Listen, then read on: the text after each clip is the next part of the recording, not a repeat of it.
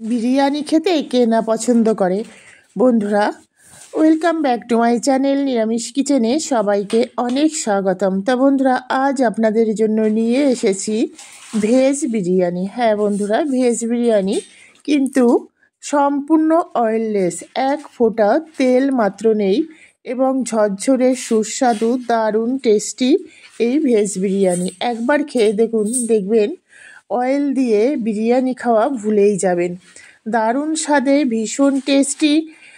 আর যেহেতু শীতকাল, সিজনাল সবজি, শীতকালীন সবজি দিয়ে এই ভেজ বিরিয়ানি একবার খেলে আবার কিন্তু বানাতে ইচ্ছা করবে।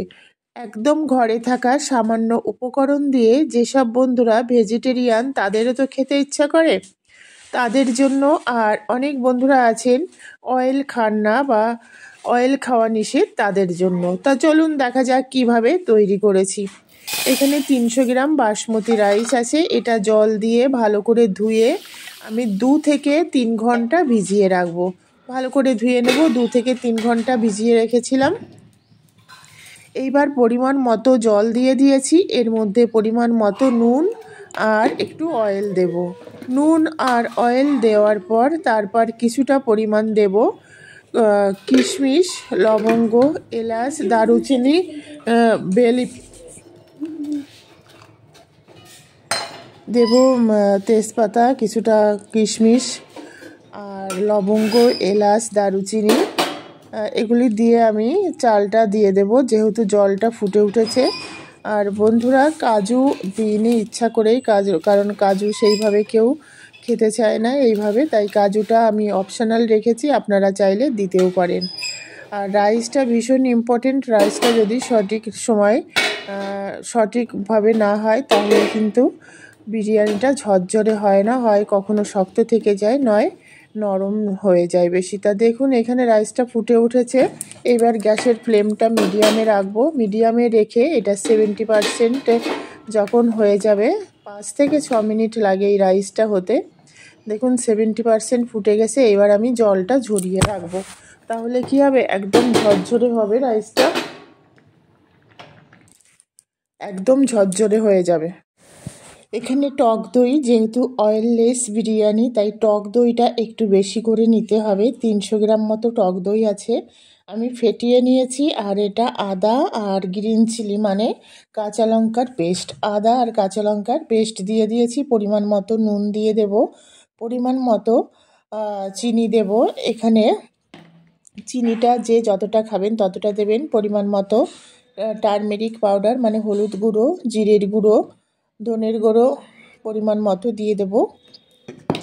দিয়ে এবার এটাকে কিছুটা পরিমাণ পুদিনা দিয়ে দিলাম, দিয়ে খুব ভালোভাবে মিক্সড করতে হবে, যাতে সমস্ত রকম মশলা খুব ভালোভাবে মিক্সড হয়ে যায়। এটা যতটা ভালো মিক্সড হবে আর রেসিপিটা কিন্তু সেইভাবে ততটাই সুন্দর হবে। এখানে সবজি আছে গাজর, টমেটো, ক্যাপসিকাম, ফুলকপি আর সিদ্ধ করা আলু কিছুটা পরিমাণ আছে, কাঁচা লঙ্কা। বন্ধুরা, আপনারা চাইলে বাঁধাকপিও দিতে পারেন। এটা যেহেতু আমার কাছে ছিল না, আর যেহেতু ফুলকপি আছে তাই দিয়ে দিয়েছি পরিমাণ মতো সব সবজি। গাজরটা পাতলা করে কাটবেন, কারণ গাজরটা পাতলা করে না কাটলে এটা সিদ্ধ হবে না। আর আলুটা আলাদা করে সিদ্ধ করে নেবেন। যেহেতু সমস্ত সবজিগুলো, ফুলকপি বলুন, গাজর পাতলা করে দিয়েছি, ক্যাপসিকাম, টমেটো, এটা খুব সহজে সিদ্ধ হয়ে যায়। আর আলুটা কিন্তু এর সঙ্গে যাবে না যদি না আগের থেকে সিদ্ধ করে নেন। তাই সমস্ত ফুলকপি মানে ভেজিটেবলস আর মশলাটা খুব ভালোভাবে মাখতে হবে। মেখে আমি 10 মিনিট মতো এটাকে রেস্টে রেখে দেব। 10 মিনিট রেস্টে রাখার পর তারপর কিন্তু এটাকে রান্না করতে হবে। এখানে কড়াইটা গরম হয়ে গেছে, এইবার এই গরম কড়াইতে ঢেলে দেব। ঢেলে দেওয়ার পর এখানে আর কিছু দেওয়ার নেই।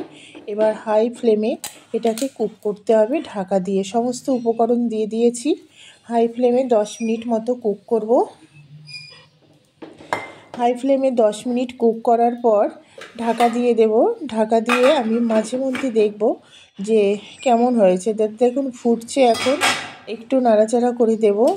কতটা আছে, জল বেরিয়েছে। এই বাটিটা ধুয়ে একটু জল দিয়ে দিয়েছিলাম, সেটা হয়তো আপনাদের দেখানো হয়নি, মানে ভিডিও করা হয়নি। বাটিটা ধুয়ে একটু জল দিতে হবে। আর যেহেতু দই জলটা গলেছে, তা এটা ফুটছে, দেখুন কালারটাও জাস্ট অসাধারণ হয়েছে। মাঝে মধ্যে এইভাবে একটু নাড়াচাড়া করে দিতে হবে, যেহেতু সবজিগুলি আছে, যাতে খুব সুন্দরভাবে সিদ্ধ হয়ে যায়।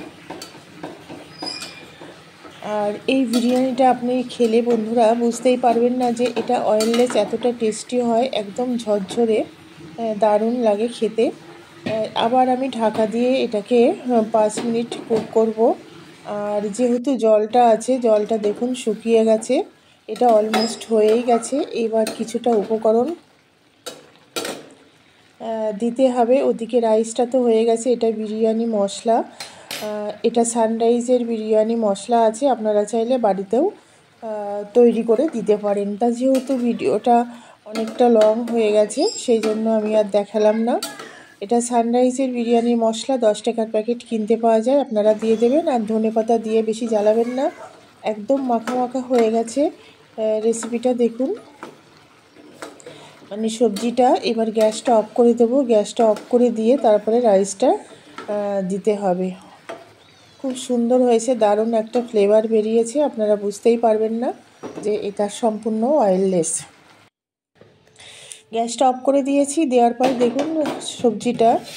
এইবার যে রাইসটা হয়েছে দেখবেন প্রতিটা রাইস কেমন ঝরঝরে, আমি আপনাদের দেখাচ্ছি। তেজপাতা দুটো ফেলে দেব, আর বাকি মশলাগুলো থাকবে কতটা ঝরঝরে। মানে রাইসটাই হচ্ছে মেন, রাইসটা যদি ঝরঝরে না হয় এবং ফুটে যাবে, তাহলে কিন্তু বিরিয়ানি বলুন পোলাও বলুন ভালো লাগে না খেতে। তো রাইসটা দিয়ে দিয়েছি, পুরোটাই দিয়ে দেবো। খুব সুন্দর একদম ঝরঝরে হয়েছে, উপর দিয়ে দিয়ে দেবো। এটা আমি 70% মানে যখন ফুটেছিল সেইভাবে নামিয়েছি। এখানে আপনারা পুদিনা হোক ধনেপাতা হোক পরিমাণ মতো দিয়ে দেবেন, একদম টাটকা। দিয়ে দেওয়ার পর এইবার কি দেবো, আমি একটু ফুড কালার গুলে রেখেছিলাম দুধে, আপনারা চাইলে জাফরান দিতে পারেন। এটা ফুড কালার পরিমাণ মতো দিয়ে দেবো, খুব বেশি দেওয়ার দরকার নেই, সামান্য একটু দিলেই হবে। অবশ্যই দুধে গুলে দেবেন। আর একটু লেমন জুস দিয়ে দিলাম, লেমন জুসটা দিয়ে দিলাম।